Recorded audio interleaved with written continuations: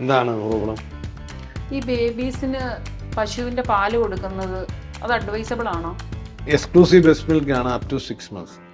ഏതെങ്കിലും കാരണവശാൽ അമ്മയ്ക്ക് പാലില്ലാതിരിക്കുക, അല്ലെങ്കിൽ കുട്ടികളുടെ വെയിറ്റ് ഗെയിനിങ് കുറവാണ്, അങ്ങനെ ജനറൽ കണ്ടീഷൻസ് മോശമാണെങ്കിൽ നമുക്ക് പശുവിൻ പാല് കൊടുക്കുന്നതിൽ തെറ്റില്ല.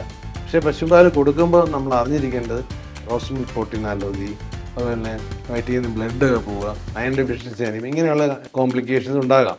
അപ്പോൾ നമ്മൾ പാൽ അങ്ങനെ കൊടുക്കേണ്ടി വന്ന സാഹചര്യമാണെങ്കിൽ നിങ്ങൾ പീഡിയാട്രീഷ്യനെയും കൂടെ ഹെൽപ്പ് എടുത്തിരിക്കണം.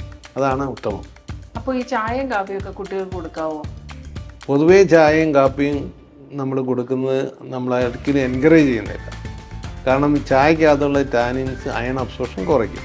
കാപ്പിക്കകത്തുള്ള കഫീൻ്റെ ഒരു പ്രോബ്ലം, അത് ഈ സെറിബ്രൽ സ്റ്റിമുലൻ്റ് ആണ്. അപ്പം കുട്ടികൾക്ക് അത് ഡിപ്പെൻഡ് ആവും. നമ്മുടെ പേരൻസ് കഴിക്കുന്ന ചായയും കാപ്പിയും അവരത് തീരെ ചോദിച്ചുകൊണ്ടിരിക്കും. അപ്പോൾ നമ്മൾ പൊതുവേ ചായയും കാപ്പിയും കുട്ടികൾക്ക് കൊടുക്കാതിരിക്കുന്നതാണ് ഉത്തമം. Thank you doctor. ശരി.